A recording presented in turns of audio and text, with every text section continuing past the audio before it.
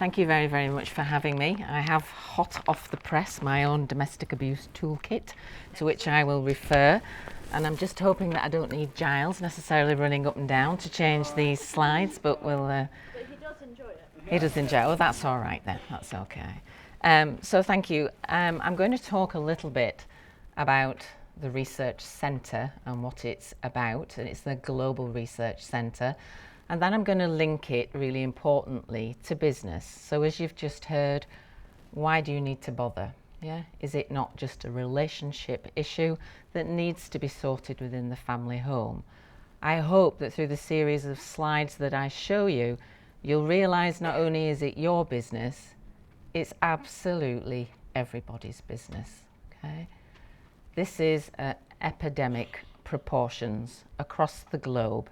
And as we've heard already, we've heard about some of the statistics, and I'll show you more about how many women are abused within relationships, but also we're getting more and more information through research about the impact on men as well, not just as perpetrators, but as victims too.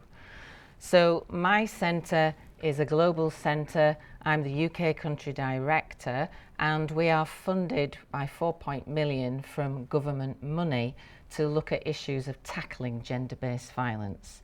So most of our researchers and professors are based at Huddersfield University, but we also have satellite hubs in India, Jamaica and Uganda.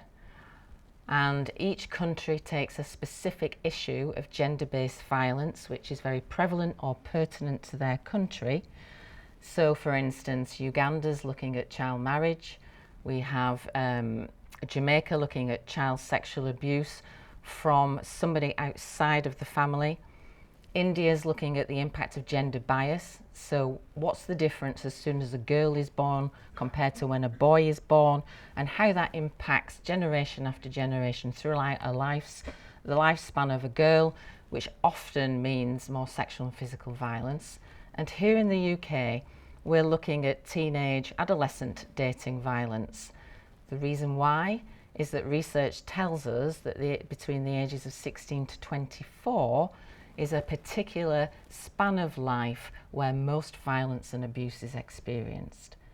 That's not to say that people across the lifespan don't experience it. All I'm saying is it's more prevalent then. Certainly through our work in the centre, we've interviewed people from the ages of 16, I think the eldest was in her 70s, all of having significant experience of sexual abuse. To make it clear, when we talk about gender-based violence, that in itself means violence usually towards girls and women. And often we'll have people go, yes, but it does happen to men and boys, what about them? And of course it does. So although we are concentrating heavily on the impact to girls and women, we are also interviewing perpetrators of abuse, mainly men, but also victims, male victims of abuse, and men who have experienced and witnessed domestic violence as children. So hopefully everybody gets a voice. And just to say a little bit about why I've been asked to come here specifically is that my background is in social work. I worked for a long amount of time in child protection cases. And just to put this into perspective, when a child dies within a family, we have something called a serious case review. Out of all those children's deaths, 80% of those had domestic abuse within the household. Okay? So it becomes a social issue, it becomes a child welfare issue.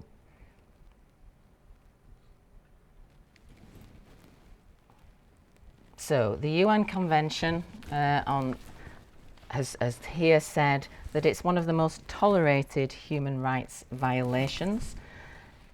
And why is it everybody's problem? Because obviously it's across the globe and impacts greatly on what you were saying in terms of people's mental health and their ability to respond in a variety of different ways to life outside the home. It impacts on absolutely everything that you are able to do. When we look at systems in place around the family where domestic abuse takes place, obviously where we centre upon our interventions now is within the family home. It doesn't actually impact on anything else that we do. So what we're saying to individual families is it's your problem. or it's your problem. As a state, not necessarily quite ours, okay?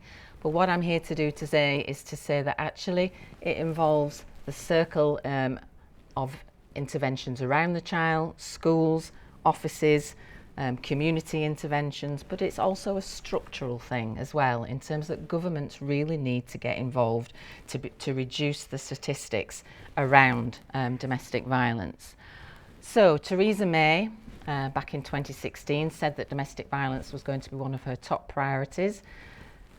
It's not surprising, is it, that Brexit sort of got in the way of absolutely everything, and it has. So the 2017 domestic abuse bill that was due to be brought in has now been delayed. A draft is now present.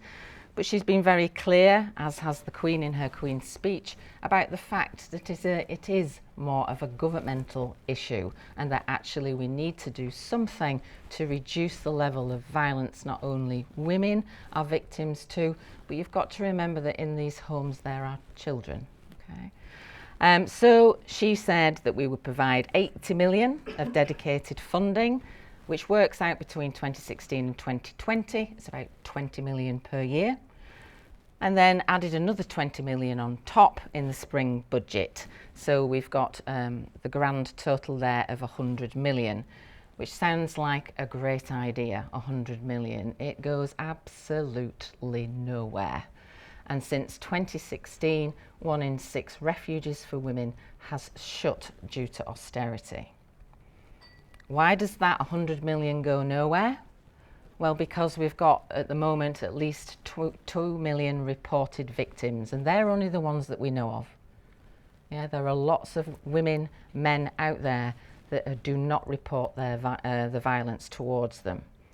And you can see on that second point, the cost of it is at 66 billion. So it's a drop in the ocean, 100 million. Which is why when I was saying it's everybody's business, then if we're not going to get the funding from the government, what else can we do in terms of our social responsibility to try and help, so that we have more disclosures, so that people who are victims can be signposted to interventions that will help. 47 billion of that is due to the physical and emotional harm, so NHS costs, people seeking GPs for depression, anxiety, self-harm, suicidal thought, all of which go through the roof when we're talking about domestic abuse. One of the things that might be interesting for you, given the audience, is that 14 billion comes from absence from work and reduced productivity. So even if people are managing to get into work and allowed to get into work, because some of the problems, and certainly in interviewing the women that I have, is that it becomes a tension for women to be allowed out of the family home. So you might see patterns of women becoming late, or wanting to go part-time, or just being absent completely due to bruises, broken bones, etc., which they need to be able to hide. The ongoing nature of this makes it really difficult to measure, so that all of this is an estimate of how much this is costing your businesses. I would suggest it's much, much higher. So we have recent legislation that obviously businesses need to be aware of, issues around stalking. 1 in 5 women will be stalked. We have the Clare's Law scheme, where women can actually ask the police whether there is a history to the man that they are dating, as to whether there is violence in it. And we have Anti-Social Crime and Policy Act. So I suppose this slide is about saying, yes, the government can do the rhetoric, which is we're going to give 100 million. We can also have the legislation that provides the framework around domestic abuse, okay, which is there to help and support. But actually, what does it mean, and are we using the legislation? This is what it means. So for young women particularly, 1 in 3 sexually assaulted. We've got 4 in 10 experience sexual coercion. This one for me is really important, and something that every university up and down the land is trying to do something about, which is 1 in 3 female students being sexually assaulted. So you can see in terms of the statistic, this is huge. So a week in your environments and in your businesses, it means that 30,000 women will experience domestic violence 2 of them will be murdered. Further 15,000 sexually assaulted, 2,000 raped, 75 trafficked, 56 forced into a marriage. Every 30 seconds there is a phone call to the police regarding domestic violence. I've probably been stood here for 5 minutes, so how many phone calls is that? A lot. So how do we address the problem? We do it together, yeah? We need to be working together in the environments that many women are in to ensure that they are signposted to the right amount of support. I have to say, having worked in domestic violence for over 30 years, I have to say this is a fantastic tool for employers.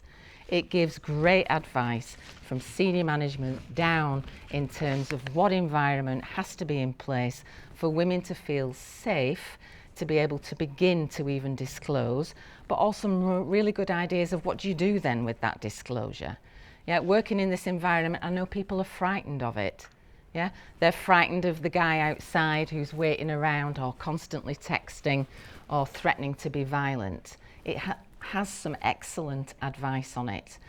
So that's a really good route into helping people who are perpetrators and victims know that there are ways in which this can be tackled within the workplace, and that perpetrators too, if they disclose, can get some help and support to be able to change their behaviour. So if you've not downloaded it, will you please? Because it's an excellent piece of, so excellent in fact that the director of our Non-in3 research project has gone to our own HR to say this is what we need to do.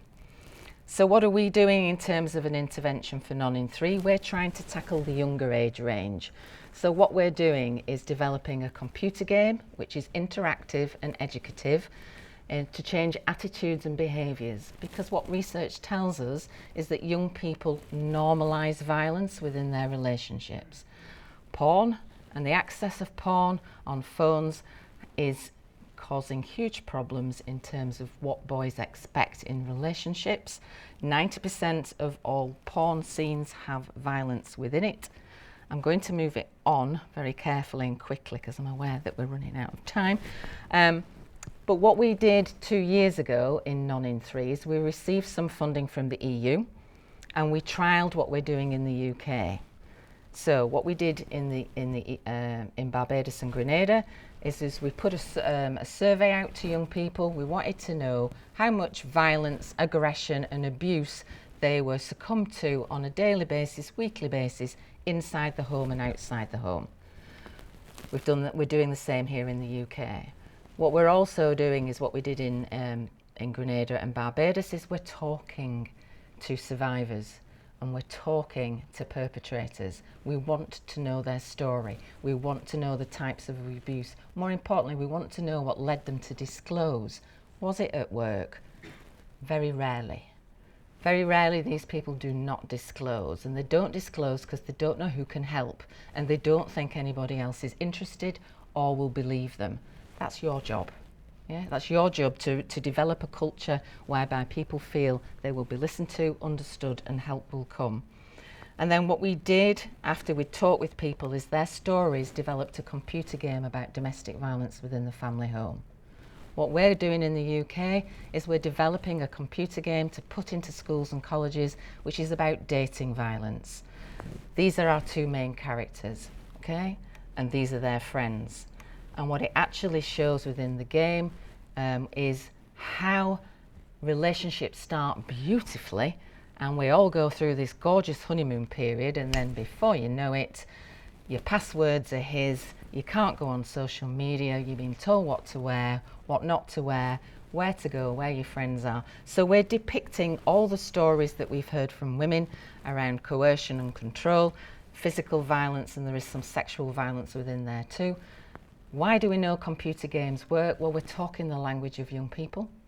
And it's been shown through research that pro-social games, because of the nature of getting involved as a character and making those decisions and seeing the consequences, you can change attitudes and behaviours. So that's what Non-in3 are going to do, but obviously we're really interested in being able not only to influence young people, but also to help businesses set up systems where people can refer themselves. We're also really interested in getting into Parliament because we want to change policy and procedure around it, and we'd really like the computer game to get into curricula in the sex and relationship education sphere. Thank you.